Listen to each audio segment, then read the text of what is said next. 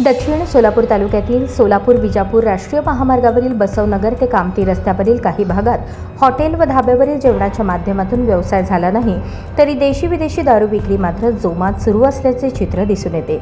या अवैध दारू विक्रीवर पोलीस प्रशासन व उत्पादन शुल्क विभागाकडून ठोस कारवाई होताना दिसत नाही।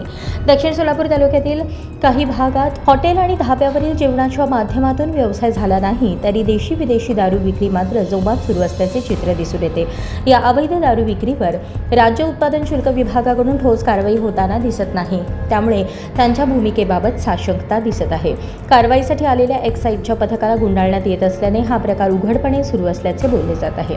दक्षिण सोलापूर तालुक्यातील सोलापूर-विजापूर राष्ट्रीय महामार्गावरील ढाब्यावर यापूर्वी देशी-विदेशी दारू विक्री ही काही पानटपरी आणि दुकानांमध्ये सुरू असल्याचे उघड आहे। आता काही हॉटेल आणि ढाबे हे खाद्यपदार्थ भोजनाऐवजी दारूची तलफ भागवण्यासाठी प्रसिद्ध झाले आहेत। त्यांच्याकडे युवकांसह मद्यपींची वर्दळ वाढत आहे। संबंधित ठिकाणी दाखवण्यापूर्वी कारवाई केली जाते, त्यामुळे कारवाई फारच ठरत नाही। राजरोसपणे दारू विक्री सुरू असल्यामुळे पोलीस आणि उत्पादन शुल्काच्या कारवाईबाबत साशंकता व्यक्त होत आहे। सहजपणे हॉटेल आणि ढाब्यावर दारू मिळू लागल्याने युवक व्यसनाधीनतेकडे वळत आहेत। हे वृत्त संकलन केले आहे आमचे प्रतिनिधी गिरिमल गुरव यांनी। अशाच नवनवीन अपडेटसाठी जनता राज्य न्यूज चॅनलला सबस्क्राईब करा, लाईक करा आणि शेअर करायला विसरू नका।